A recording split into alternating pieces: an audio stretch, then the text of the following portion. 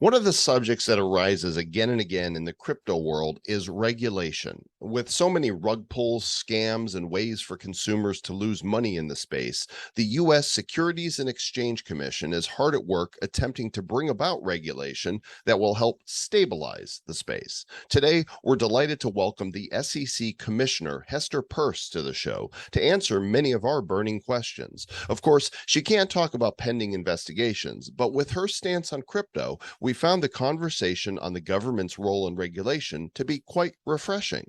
This show is not regulated, but we do like to stay regular. A little bit of fiber goes a long way. For episode number 627 of the Bad Crypto Podcast. 5, 4, 3, 2, 1, 0, ignition. Who's bad?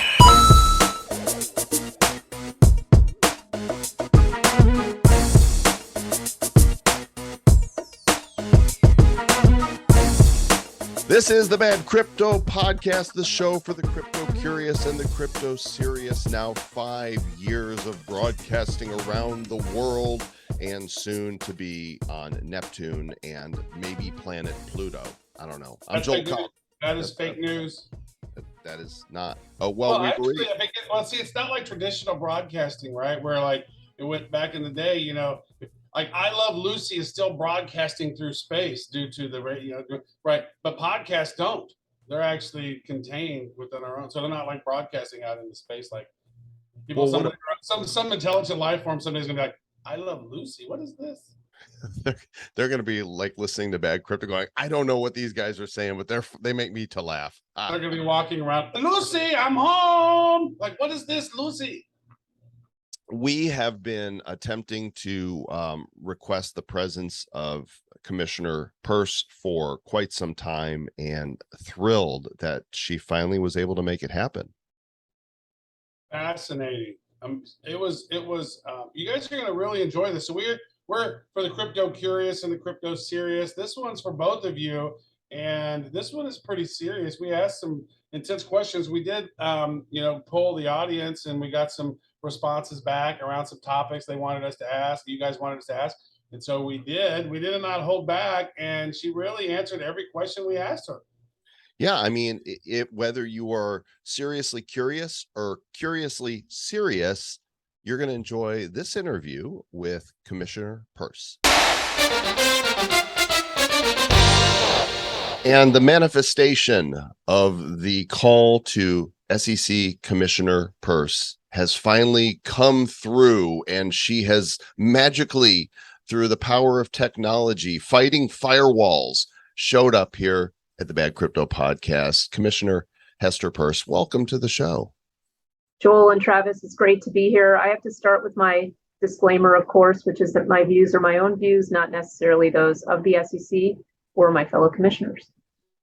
And we'll follow that. We are not financial advisors, which we've been saying on the show for 5 years, and we're barely podcast advisors.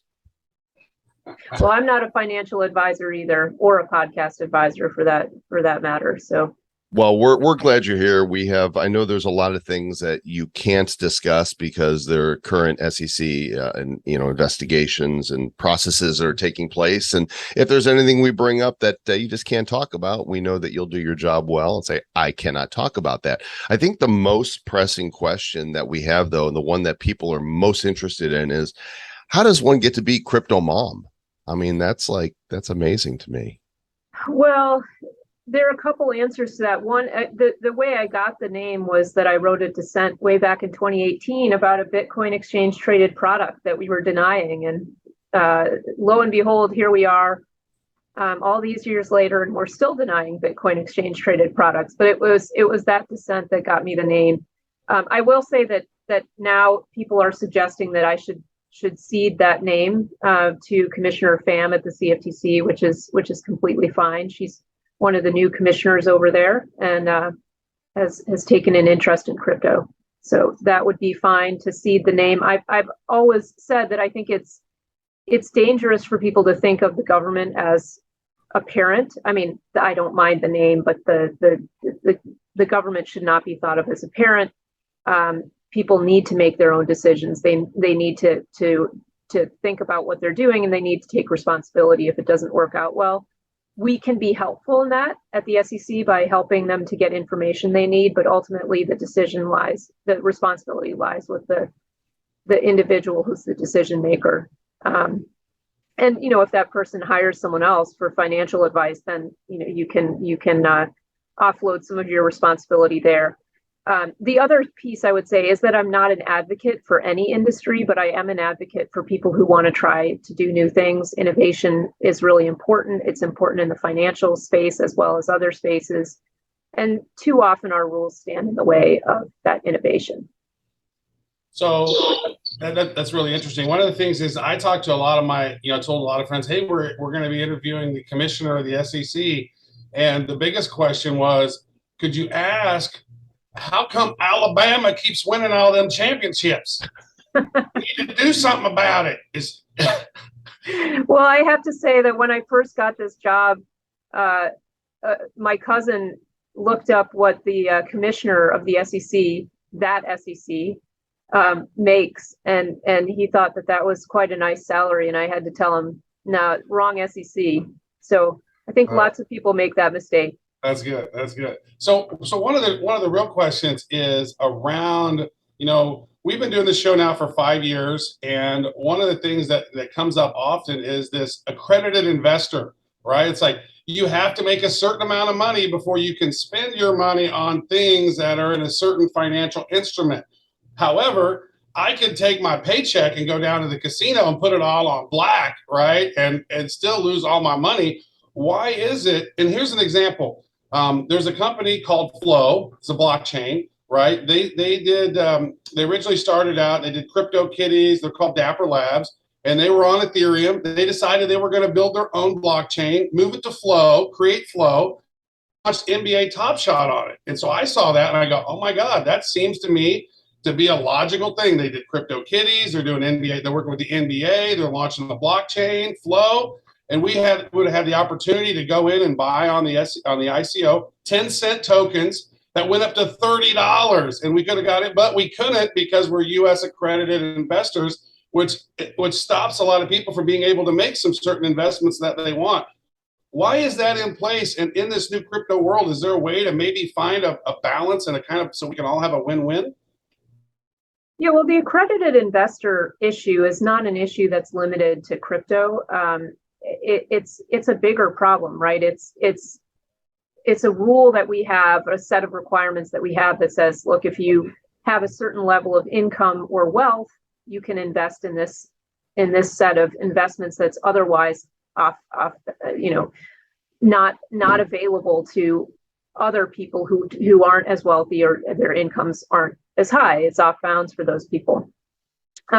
And I've thought for a long time that seems like a very anti-American concept, right? That there are certain products that are available only to a subset of people. You're a pauper. Sorry, you're a pauper. You can't invest in these. That's what it seemed like to me. I'm like, what? Clearly the motivation behind those restrictions is that you don't want people to invest in the private markets where there's less information if they can't afford to lose the money that they invest. And people do need to think about that before they invest in anything. Can I afford to lose this money? Sometimes when you put money into something that looks good, it might not turn out well. So you have to think about that when you make an investment. But I think the problem that with the accredited investor approach is that it does really assume that people who are of limited income or limited wealth can't make those assessments. And I just disagree with that fundamentally. Now, a few years ago, we did actually open up the accredited investor definition slightly to say if you were a financial professional, certain financial professionals could qualify based on the fact that they're financial professionals. And we also said if other people have ideas for other things that should qualify someone to be accredited, whether it's education or some kind of industry experience, let us know and we'll consider those ideas. It hasn't really gone anywhere. I don't know that we've gotten suggestions from people, but that is still an option. People can still submit ideas for that. So I hope we will see an expansion. And again, I underscore if you're going to be in the private markets as any kind of investor, you need to do your own diligence. Mhm. Yeah, it warms the cockles of my heart that you are talking about innovation and being pro-consumer and pro-investor. It seems to me that you probably face some opposition from some of the dinosaurs that we have in Congress that don't quite understand the blockchain technology and cryptocurrency. What's that like for you to work within that framework to try to communicate that, hey guys, this is where this is going, and we need to, serve the American people by helping to embrace this in a healthy way?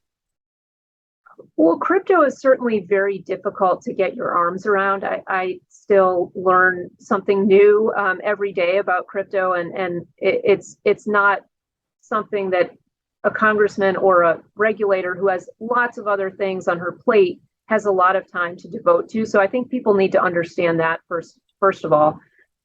Second of all, I think that there's real concern, and it's legitimate concern around investor and consumer protection. And so I think part of thinking about what the right regulatory solution in this space is to acknowledge those concerns on the other side and to say, okay, look, the technology itself has some built-in capability to address some of the concerns that you have. And where the technology poses new challenges, we can think about a regulatory system that would address those challenges. So it's a willingness, I think, to acknowledge the legitimate concerns that people who oppose this technology have. But more generally, regulation tends to embed existing technology. And so it's very hard. It's not only a crypto problem. This is a problem that spans innovation in products and services. When you have a very defined regulatory framework, such as you have around the financial system in the US, it's really hard for a new player to come in and say, hey, I want to try to do things a bit differently. That can take a really long time. And what does it mean when you say it takes a really long time? It means that during that really long time, you're paying lawyers and you're paying advisors. And it's sometimes really hard to get the funding to get through the process to where you get a yes, you can go ahead from the regulator. Yeah, and so crypto is interesting, right? It's its whole other beast. It's value created from algorithms that are provable, that are transparent. You can see everything on the blockchain. And then with our current financial system, fiat currency, the printer press is just on, right? And it's like it seems like with the Federal Reserve Bank never having been audited, it kind of creates a lack of trust within the monetary system. So a lot of people kind of want to move towards where there's more, not necessarily where there's more tracking, but there's more transparency, and it's just a decentralized system. So what do you think about the traditional system, from your perspective, not the government's perspective, fiat currency, and how they're just it's not backed by gold, it's just printed as much, it's government say so is the value of the dollar, and a lot of people have distrust in that, and so they want to move into something that they feel is more accountability. I'm a securities regulator, so I think I need to stay a bit in my lane there. I will say that this is over time, people have thought about what they think should have value. What should money be, right? And some people don't always agree on that, right? Some people think that money has to be backed by a sovereign government. Other people say no, we like this non-sovereign version better. And again, I come back to the fact that we live in the United States, and people can make their own decisions. We don't all have to agree. That's the beauty of being here. Some people can say, we don't think that there's any value to this, and other people can say, we think there's no value to this, and we find value over here. So it's my goal as a regulator is to expand the perimeter within which people can experiment with different things, and we'll see what takes hold and what stays valuable and what doesn't over time, and that's fine. Yeah, you talked about these Bitcoin ETFs, and the government has been slow to approve these here in the U.S. And so there's a lot of innovation that is moving offshore. Like, well, if we can't do what we want to do here, we're going to go do it over there. Do you think that the United States could possibly face a losing position if we don't get some things in order, regulated on this side, so that we can keep innovation here on the mainland? Yeah, I think having a good regulatory framework is part of attracting innovators and entrepreneurs to the United States. It's what has kept people coming here over the years, and we certainly want people to come here and build their businesses, to invest here in our businesses, and so that's part of a healthy dynamic.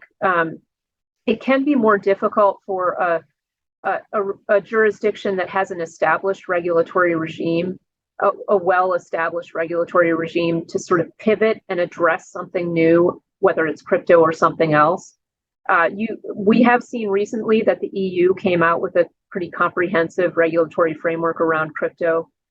There have been some attempts to do that here in the United States as well. For example, Senators Lummis and Gillibrand introduced a holistic bill recently. So there are attempts to do that, but I think we can't just rest on our laurels as a jurisdiction. We need to keep our laws fresh, refresh them when there are new things that come along that require us to rethink how they work. And so that dynamic regulatory process is part of keeping a jurisdiction an attractive place for people to come and build things.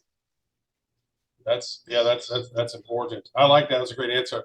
Now, so we've seen recently a few crypto projects kind of fail, right?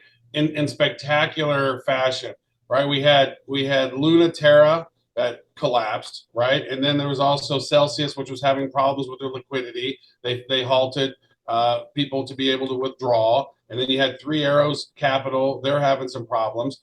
But one of the things that started with Terra Luna was like BlackRock came in, borrowed a bunch of Bitcoin, did some shenanigans with UST, and then that ended up messing up the UST liquidity, and then that tanked, and then they came back in and paid back their Bitcoin at a much lower price because they tanked the price of Bitcoin. Like when big organizations are doing things like that and manipulating markets, like we've seen big players with lots of dollars manipulate markets and just tank them. Like, how is it they never get regulated? Is it's almost like some of those financial instruments are there in place where big money can come in and just sway markets easily, and that just hurts the little guy. Well, I don't want to speak to any particular fact or project or circumstance. So just kind of taking a step back, I think it's really, moments like this are really valuable for everyone in the community, right? It's important to look at how you're making your investment decisions, how you're deciding what to purchase, and thinking about what are the dynamics of this particular project? How does it work? What are the potential risks, right? You often are looking at the returns, but you need also to balance that against what the risks are. And so, there's a lot of tragedy and there's a lot of hardship that's come out of this downturn and some of the project collapses and the problems that projects are having. They're real world consequences, and I'm not trying to minimize those. But what I am saying is, take this as a learning opportunity and think about the fact that when there is money to be made, what are the attendant risks, and what are the risks that something could happen that you don't expect to happen, right? You have to be trying to think about what the different potential outcomes are. Big financial players in the United States are quite heavily regulated. So that is certainly the case. But I think we also need to think about, how does the crypto, and I don't really like this word, but ecosystem, interplay with traditional financial markets? And that also can create risks. And so people need to be thinking about those risks. People within the traditional financial system need to be thinking about those risks. And people in the crypto system also need to be thinking about those risks. So I think we all have lots of lessons to learn and lots of things to think about. And another thing I will say is that there are some fundamental principles that don't change just because you're in the crypto world. Counterparty risk is a real risk, and you have to think about it. You have to think too about transparency. Do you understand the terms of the deal that you're getting into? You have to think about the risks of leverage, the risk of being overexposed to a particular project or company. These are all sort of fundamental rules that don't change just because you're in the crypto world. Mm. So the government isn't just recommending, hey, everybody go buy Dogecoin. Is that what you're saying? I hope the government isn't recommending that anyone buy anything specific. Right. So, with so many tokens, of course, it all started with Bitcoin, but now there are thousands of tokens that are being issued by individuals, by companies, by brands, by projects. And then there's NFTs. Is it overwhelming on the regulation side to figure how do we sort through all this to figure out what are securities and what are not? Well, it is overwhelming, but I think we haven't handled it the right way either. So there are some things that we could do. So we're seeing this kind of now with stable coins, right? People are breaking off stable coins and they're saying, okay, this is a discrete regulatory issue. We can come up with a regulatory framework that makes sense for stable coins. And so people are working on that. We could do the same thing with other kinds of things. You mentioned NFTs. We could look at NFTs and we could say, look, here are some things that you can think about that might make one of these a security. And so, be on the lookout. We are, we're a regulator. We're not your lawyer. We're not your financial advisor, but we can provide some guidance to people as they think about which bucket these things fit in. And more generally, we should think about what the issue is we're trying to solve, right? And I think this is one of the things that's frustrated me about the whole token issuance question, right? The problem we're trying to solve is that people buying tokens want some information about the people who are behind that token. What's this project all about? What are the plans? What's the likelihood that these people are going to run off with my money when I invest it? And these are the kinds of things the securities laws are actually really good at getting information about, but we need to tailor it so that people get the kind of information they need about tokens. So why don't we go ahead and just come up with a framework that works to get people the information they need so they can make the decision? We've gotten so tangled around bringing enforcement action sort of on a one-off basis that we've missed the opportunity to build a framework that would apply more broadly and would have prevented, I think, some of the problems that we've seen.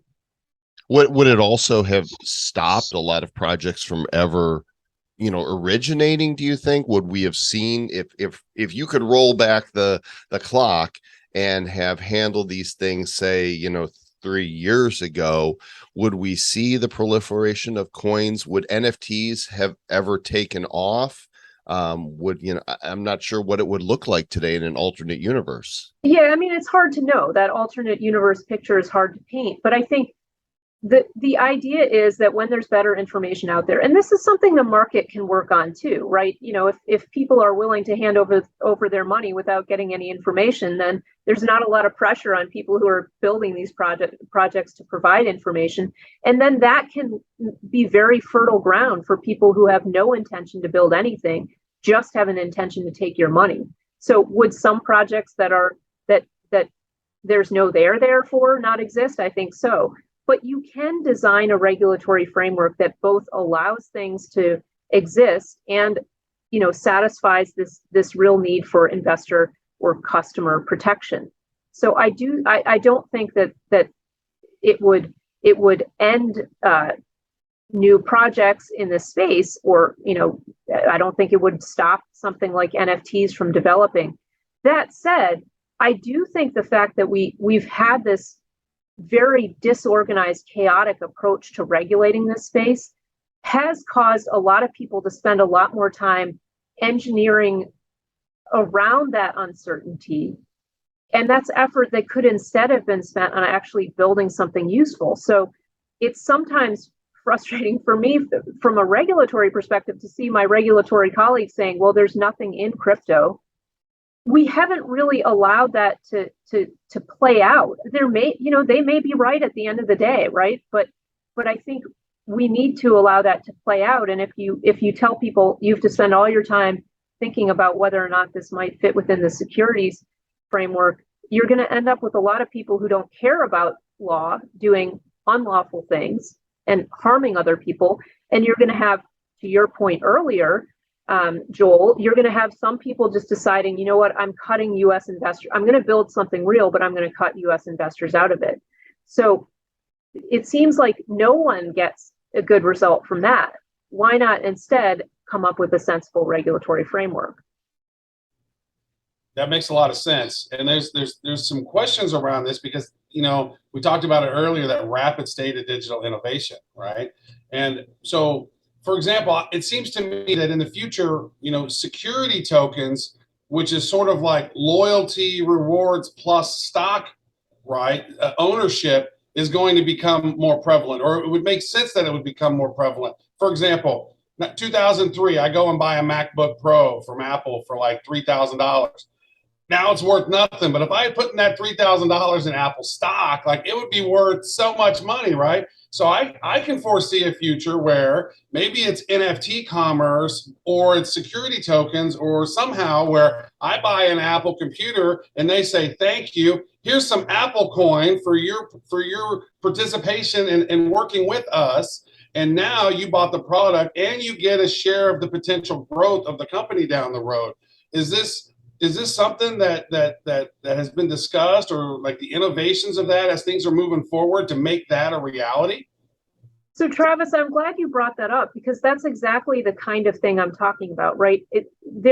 I think there is space for crypto to merge with the traditional financial system in the sense that I think we could see a lot of equity securities ultimately being tokenized.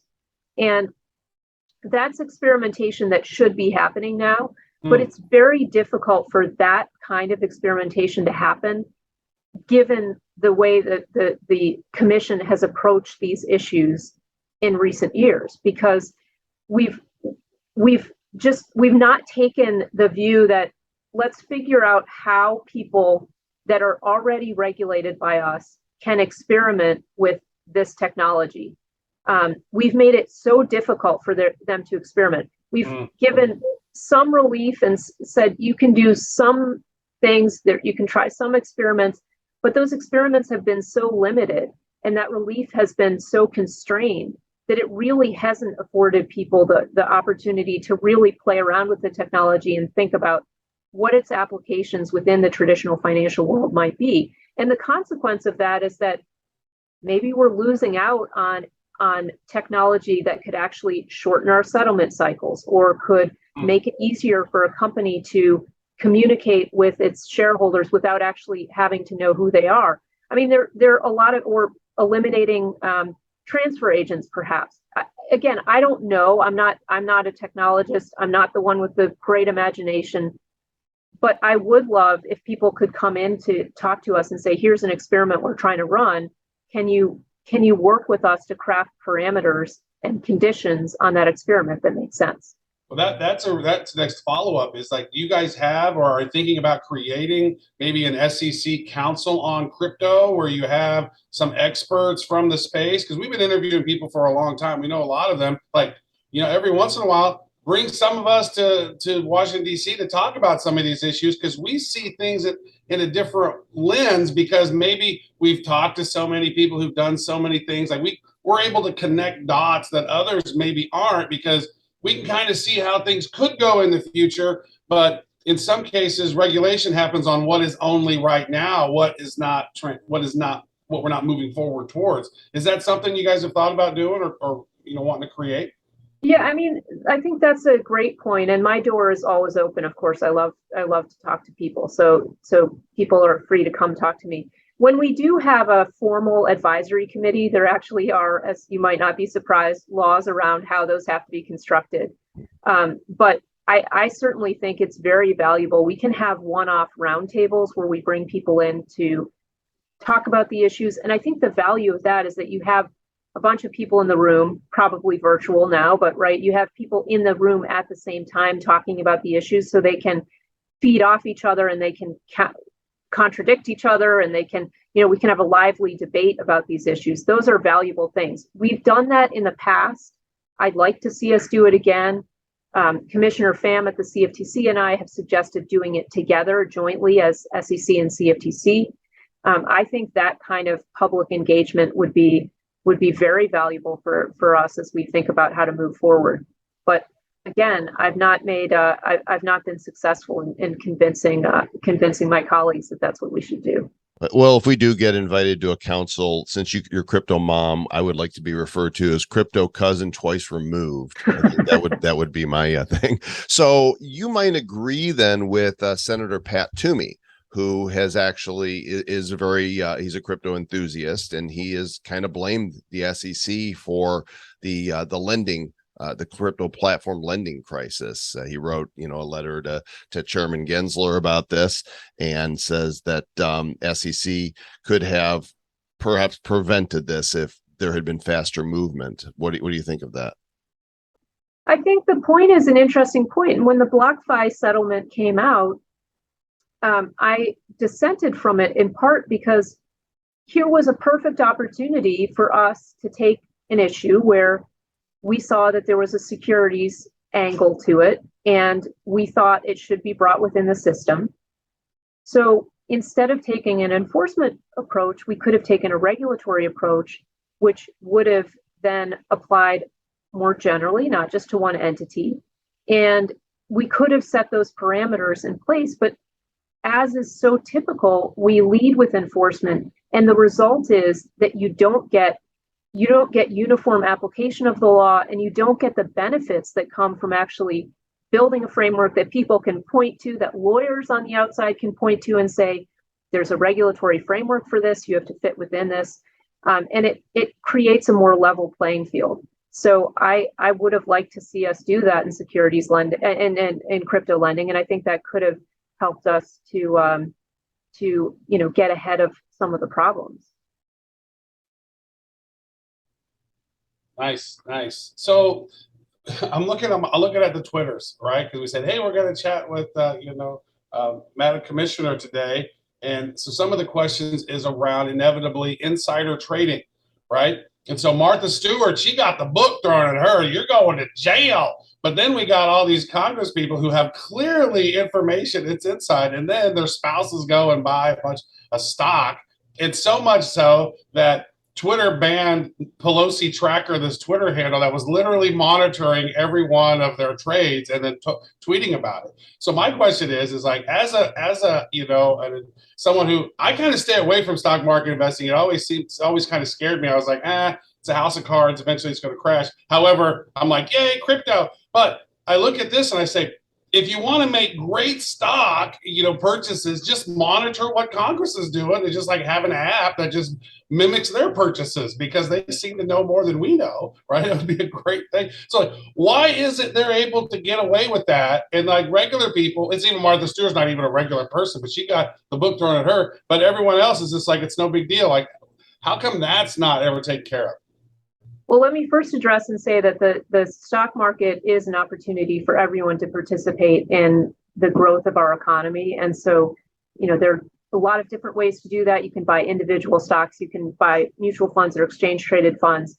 And part of my goal as a commissioner is to encourage more of the country to participate in our securities markets, both as investors, but also as people who draw from those markets to build their businesses. Okay, so that's my side. Let me clarify. What scares me is like those naked shorts and people leveraging things that they don't even. It's just like that. Those financial instruments seem to me to be terrifying, because some people can utilize them and win big, and some people can just get completely wrecked. Right. Well, we do have rules existing around some of those things like naked shorting, but we also there's some areas that we're looking at to see if we can change our rules, can improve our rules around those as well.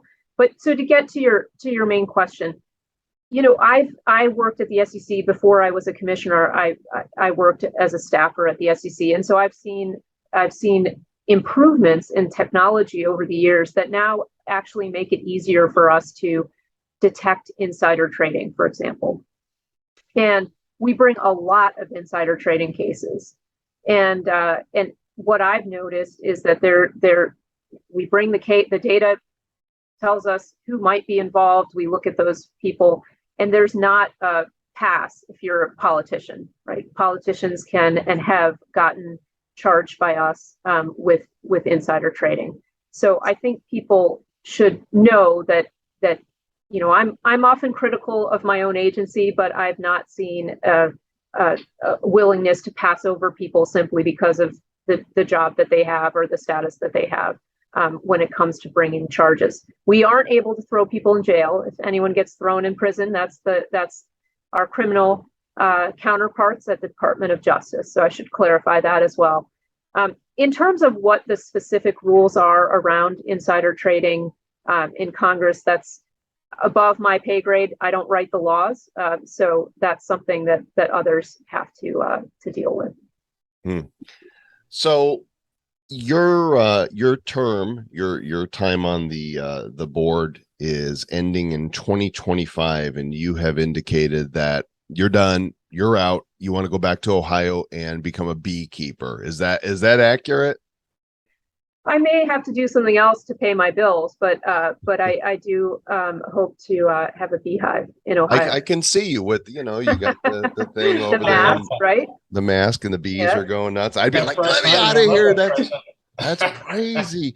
So, but with you being one of the proponents in Washington for crypto, understanding crypto to a much greater degree than many are there, I kind of feel like we need people like you there. Is it because you feel like this is an uphill battle for you, or you feel like you've done all you can? What's the impetus to say, hey, I'm out? Well, 2025 is a long way away first, but second, I would say that the beauty of American government, and I think this is something we really have to continue to emphasize, is that it doesn't depend on any particular person, right? The fact that I'm in this seat now, I'm trying to make some changes in the way this agency works, and I'm trying to do my job the best I can do. But someone else will come in and fill this seat and bring something unique and different and a different approach, and that's a good thing. We need to be a country that's ruled by law and not by men and women. So I think it's wonderful that in 2025, I'll move over and someone will step into my seat. That's part of the strength of American government. Term limits. I'm not a fan of that across our elected officials either. Go ahead, Trav. Yeah, that's interesting. Good stuff. I want to say thank you for answering all these questions, because we did not throw some softballs at you. We were throwing some good ones at you, because we were asking our audience, like, what would you like to know? And they said this. One of the questions, and we're sure that you're not going to be able to answer anything about it, but just what can you say about XRP and Ripple? Because that seems to be one of the things that's going to, probably can't say much, can you? Plead the fifth on that one? I get asked that question a lot, and unfortunately, I can't speak to items to issues that are in litigation. It's going to be monumental. Like, regardless of whatever happens, that case is going to be monumental. Well, let me ask about this then. So the Supreme Court recently ruled on the EPA and the agencies that say that, government agencies necessarily can't rule on certain things, and it has to go through Congress, right? And so does that impact like the SEC and other government agencies like that on like how maybe crypto might be regulated in the future? Well, I like that you're reading Supreme Court cases, Travis. That's great. And that one in particular, I like to try to stay informed, Madam Commissioner. Well, the reason I think that one in particular, it's great you're reading, because I went to law school, and administrative procedure was a class that I enjoyed, but a lot of other people don't enjoy that class. So it's always fun to meet a non-lawyer who likes to talk about administrative procedure cases. Or maybe you are a lawyer. I shouldn't presume that you're not a lawyer. Are you? I am a sir and a lord. I'm a Scottish landowner, and a knight of Sealand, but not an attorney nor a financier. All right. Well, so I'm glad you're interested in administrative procedure. And that case, I think, does affect the way I think agencies will approach rulemaking. Specifically, and again, although I am a lawyer, I'm not an administrative procedure expert, but I think the core point there is that when you're talking about major questions, you want to make sure that the popularly elected Congress has told an agency what to do. And that's a principle that I generally, that I try to employ when in my job as commissioner. I look first to see what is it that Congress told us to do. And sometimes Congress tells us to do things that if I were running the show and making the decisions, I might not want to do. But because Congress told us to do it, we have to do it. And so I think that's sort of the key lesson for regulatory agencies, is to stay within the remit that Congress gave you. And that makes sure that all the laws and regulations are really flowing from the popular, from what the people want through their elected representatives. Trav, while you're not a lawyer, you could be within the law to put Esquire as a title, because I think in the UK you have to be an attorney to use the title, but in the US you can do whatever you want with it. Commissioner Peirce, thanks for coming on today. Final question for you, and then we'll let you get on with your busy day of regulating. Bitcoin. There are countries around the world that have made it illegal to use it as legal tender, have made it illegal to do mining. Is the genie so far out of the bottle here in the United States that there is no turning back? In other words, in your personal opinion, do you see the US government ever coming in and saying, you know what, guess what? Bitcoin is illegal, cryptocurrencies are illegal, and all this stuff is to be treated as worthless? Well, if that were going to happen, I don't think it would be the SEC that would be the source of that. So I will caveat my answer with that. But then I'll say, as I've said in the past, it's very hard to turn something like Bitcoin off because it is decentralized. So I think that would be technologically quite difficult for the government to do. But they could make it. I mean, still, in China, they said no go, but it doesn't stop people from using it.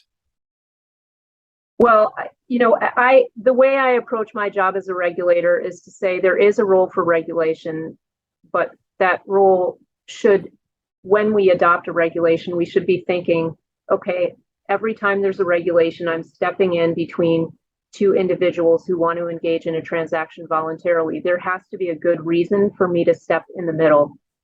And sometimes there is a good reason, but that's my premise. Is first, I think, okay, what is the problem we're trying to solve with this rule?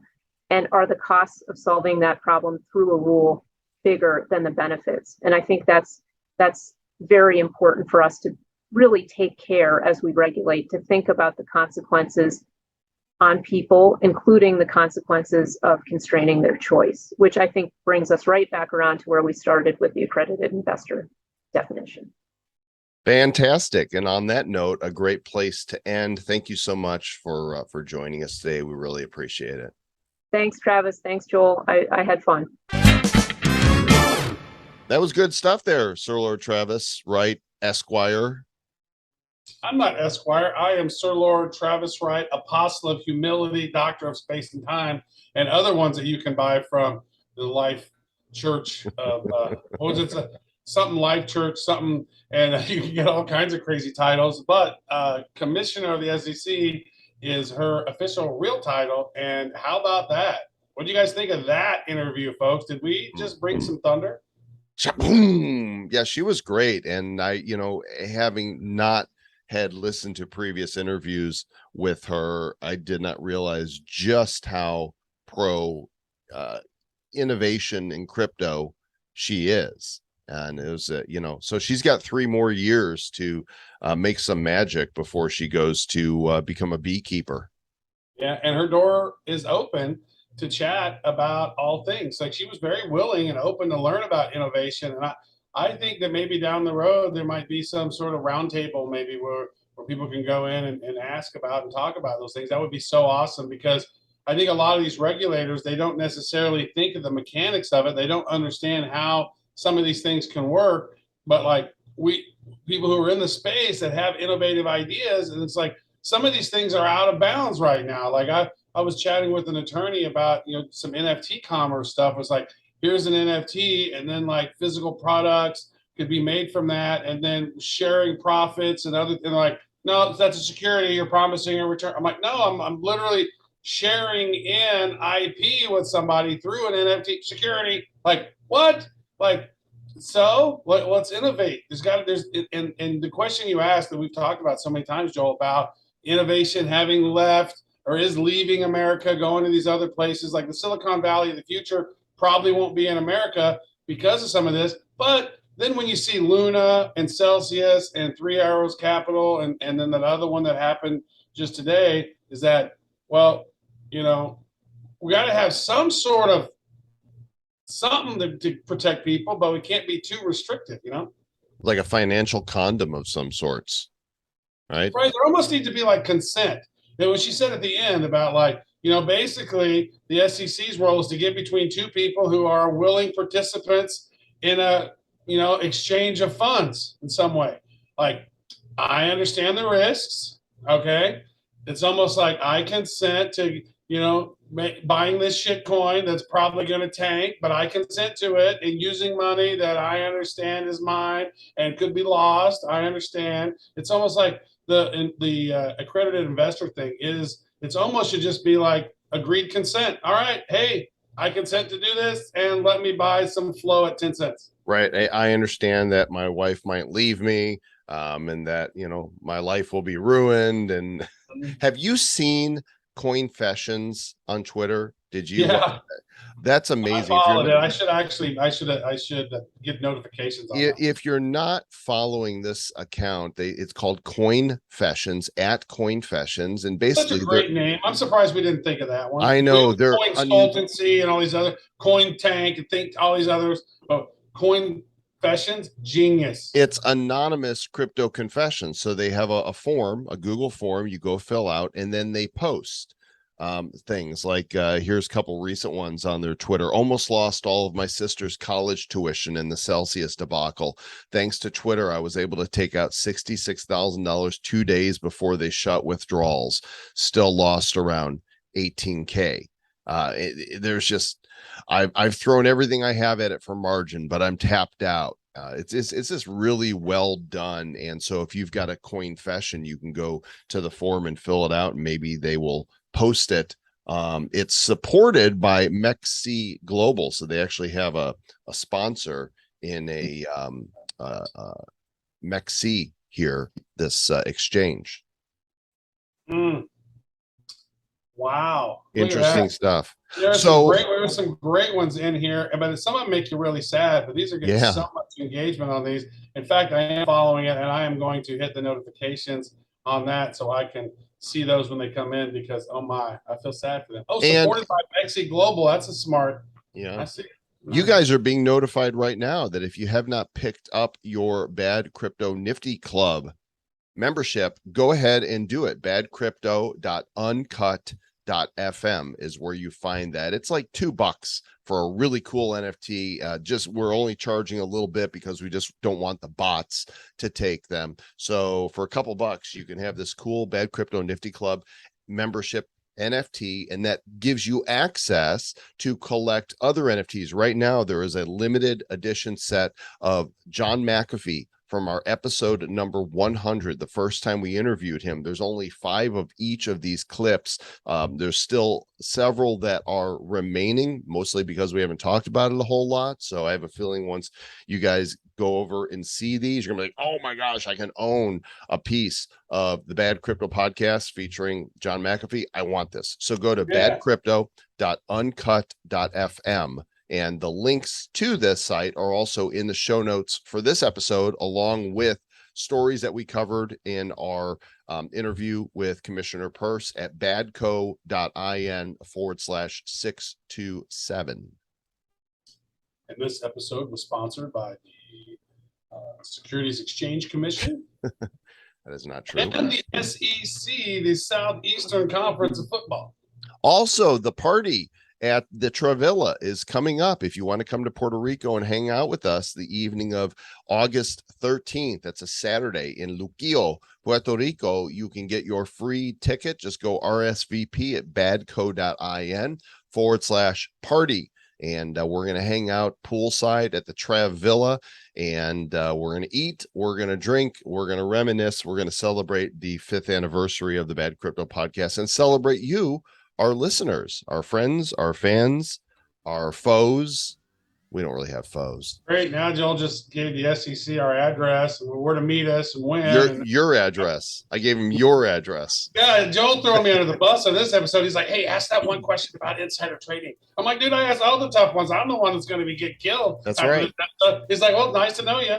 That's so right. let you know, Joel is partly responsible. He needs to be Arkansas too. I did not Epstein myself. That did not happen. Hey, everybody, thanks for listening. If you enjoyed this episode, then please do share it. Go on the Twitters, the Instagrams, the LinkedIns, all those places, and let people know they can enjoy it at badco.in/627. And we will catch you the next time. We'll see you when we see you, right? It was nice knowing you. Yeah. Stay bad.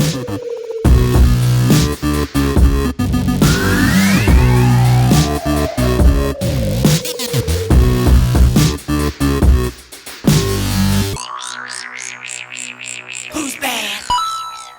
The Bad Crypto Podcast is a production of Bad Crypto LLC. The content of the show, the videos, and the website is provided for educational, informational, and entertainment purposes only. It's not intended to be and does not constitute financial, investment, or trading advice of any kind. You shouldn't make any decisions as to finances, investing, trading, or anything else based on this information without undertaking independent due diligence and consultation with a professional financial advisor.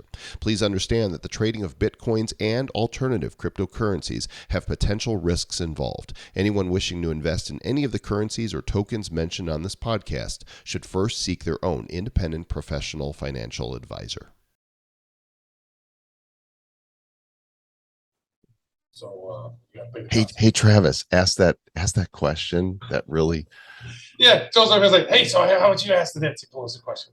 I was like, you can go for it. He's like, oh, no. I like how you framed it. I was like, dude, you just want me dead. No. You just don't like me anymore. You want a new podcast. Want you dead. That would make me passive aggressive. Like, I see. This is how we eliminate Travis. This is how I get a new co-host for Bad Crypto. 5 years of dealing with your BS. It's time. It's time for you to go. But she was amazing. I really enjoyed chatting with her, and hopefully we can do it again. Hopefully facilitate some change is what we really want. You know what I mean? We want some change. We want to make things better. That's all I'm about.